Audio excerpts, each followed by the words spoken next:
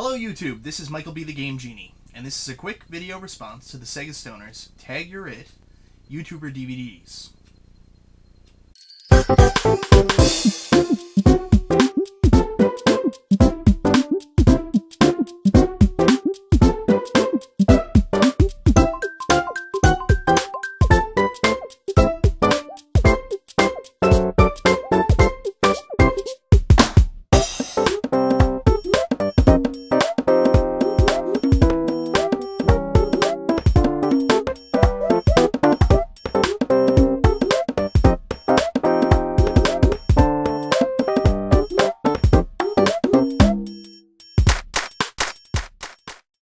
I really want to thank the Sega Stoner for setting this up because this is actually a really cool question, and it actually gives me a chance to do something I originally meant to do when I started doing this in the first place, and that's talk about some of the great people on YouTube and the internet gaming community that kind of inspired me to go back full circle into retro video games and also talking about them here on YouTube.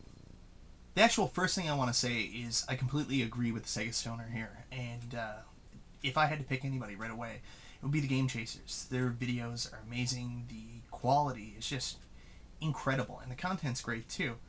And the funny thing is, you know, it's done on a shoestring budget. I can't imagine what they would do fully funded. I mean, it would probably be amazing. So, you know, I'd love to see them on DVD. It's definitely something I would pick up. But I more so agree with the Sega Stoner's wife on this one, because I actually don't want to see the Game Chasers on DVD. I do eventually, but what I'd actually like to see is I'd rather see the Game Chasers on TV. Truth be told, Game Chasers is probably the highest quality show on YouTube, internet gaming community, and I feel that its rightful place would be on A&E. I mean, A&E, the History Channel here in in Canada. Something like that. So, you know what? I'd be disappointed if it was only DVD. I really do believe they deserve to be on TV. So I know this list isn't supposed to count the Angry Video Game Nerd, but realistically, he's the reason I started watching this in the first place. About a year ago, I was looking to add some games to my Wii Virtual Console, and I was going through a couple old games. I picked up the first Castlevania. I picked up Castlevania 3 Dracula's Curse. But I never played Simon's Quest a lot when I was younger. I remember renting it once, and I guess I didn't understand it. So I didn't know whether or not I wanted to pick it up. So I decided to go online and see if I could look up a review. And I came across the Angry Video Game Nerd's review of Castlevania 2. And I remember seeing some of his other stuff before. I watched a couple of years ago Michael Jackson Moonwalker review. I came across it, and I really enjoyed that. So I watched that, and I just got hooked. So, because of the Angry Video Game Nerd, even though he'll portray that the video games are terrible, I actually did pick up a lot of games based on his recommendations. Games like Who Framed Roger Rabbit, Back to the Future. I love Back to the Future. Huge. I actually had a Back to the Future themed wedding, believe it or not. I don't know why my wife's still with me. Dr. Jekyll and Mr. Hyde, and that's one game I don't think that he's even remotely pretending. This game is, in fact, awful. Fester's Quest, and actually this game's not that bad. I can't really do anything with it yet. I haven't really taken the time to really try to play it, but actually the game's got some pretty badass music, and you know what? It's because of Sunsoft. All their games have amazing music. Friday the 13th, I actually had this game rented for approximately 2 months when I was younger from just a local convenience store that rented games. And you know what? Still to this day, I cannot do anything with this game. And of course, Castlevania 2, Simon's Quest. I have a couple more, but you know, this is only a quick video, so I just wanted to grab these. It was actually in the Nintendo World Championship episode he introduced me to Pat the NES Punk. And I immediately went over to the Punk Effect, which is Pat's website, and watched all of his videos as well. So I love Pat the NES Punk. He's not the person I'd like to see on DVD, though. I think he's great, but it's going to eventually lead to that. But I want to say thank you very much to Pat the NES Punk, who introduced me to a lot of really cool NES stuff. One would be Mario Ball. I didn't go out looking for this. I just came across this at a flea market for $1, so I picked it up. And Pat, I'd love to show you a lot of the games you reviewed, but unfortunately after you reviewed them, they shot up to $200 to $300 per game, so I don't have them right now in my collection. But I do have a couple. One I already had, which is Russian Attack, Green Beret. Excellent game. Really enjoyed this. I actually have 2 copies of this. My double I brought up to my cabin, and I play up there. I'm also teaching my 3-year-old niece how to play it as well. She's not so good right now. One would be one of his recent releases. I picked it up as soon as I heard he was going to review it before it got too expensive, and that is Amagon. And last but not least, a game that I absolutely love, and it was also a great video, and that is Dodgeball. So also on Pat's site, I came across one of my absolute favorite YouTube reviewers. Kind of sideways, Pat also did a video which was called A Pat the NES Punk Christmas, where he talked about his second favorite system of all time and one of his best Christmases, and that was when he got his TurboGrafx 16.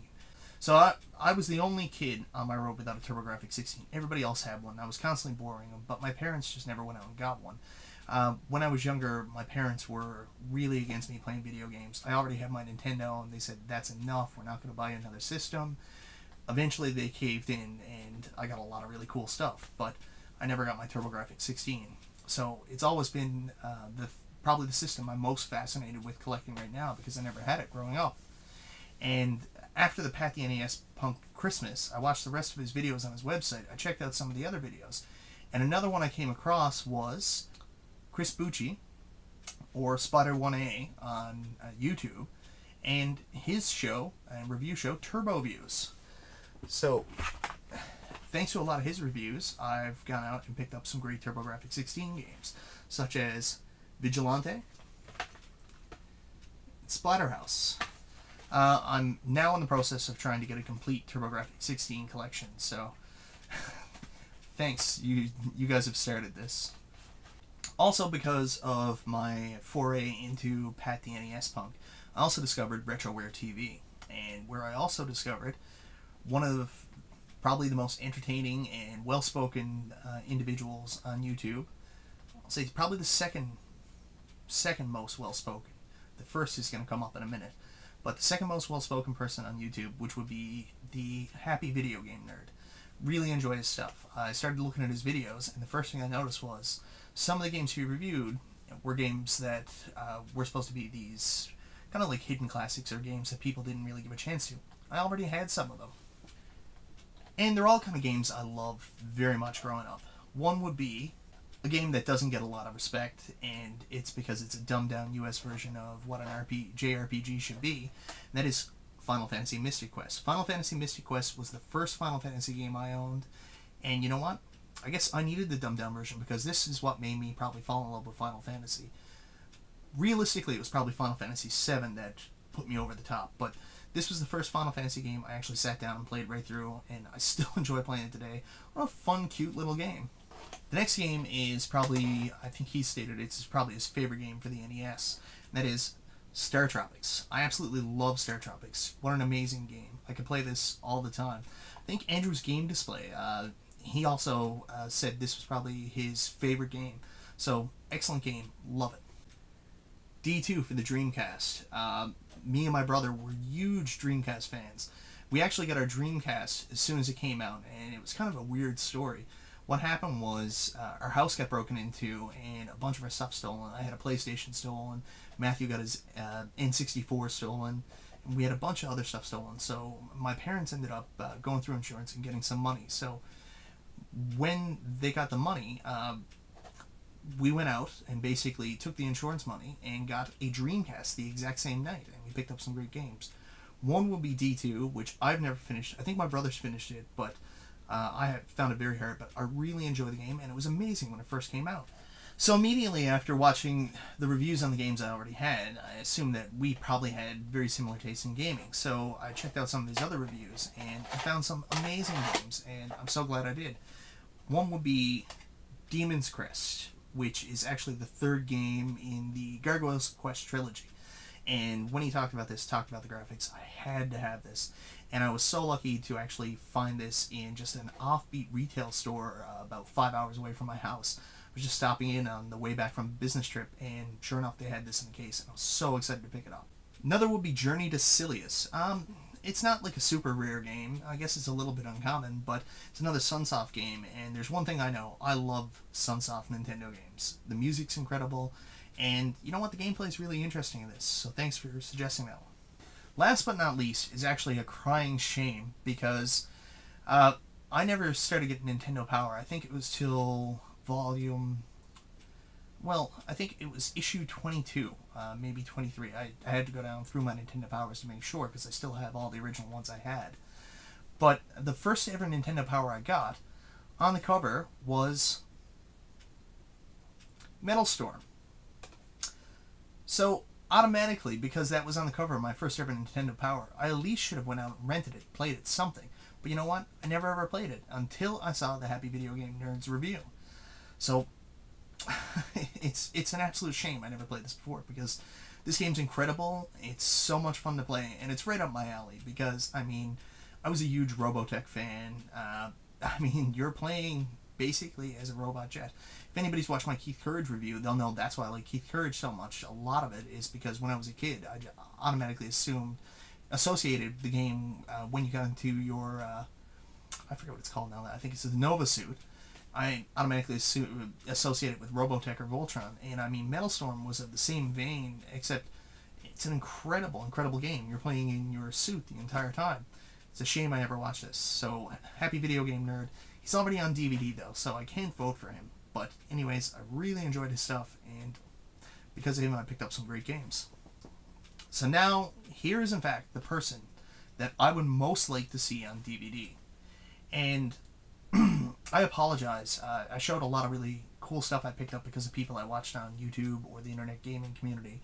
And there's other people I watched as well. There's a load of people I've been watching here for a long time, even before I started shooting videos. But these are probably the first people that really brought me in, so I just wanted to talk about them.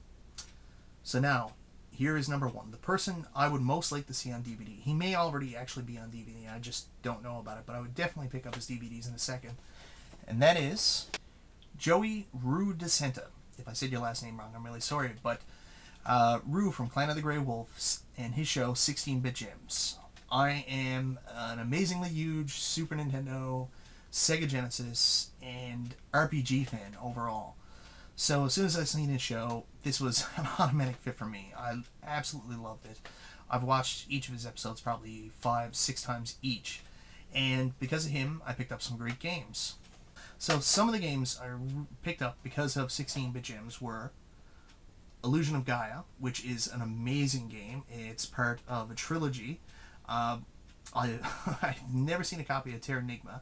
I'm probably gonna go look on eBay again, but I think the only way you can get a North American version is to buy a reproduction copy. And I've looked around the internet, but I can't really find anywhere to buy those. So if anybody could tell me, that'd be really appreciated. Second would be Secret of Evermore. I was fascinated by this game when it first came out. I love the cover art, it looked incredible, and I just picked it up recently, and it was probably 100% off 16-Bit Gems recommendation.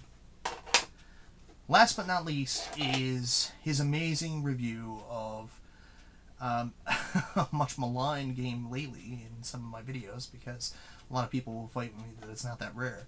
But Earthbound. I absolutely loved his review of Earthbound. I could watch it over and over again. Also, Happy Video Game Nerd did an amazing review of this game as well. So, because of him, it became my mission. I had to get this game. It was already on my radar, but that put it over the top.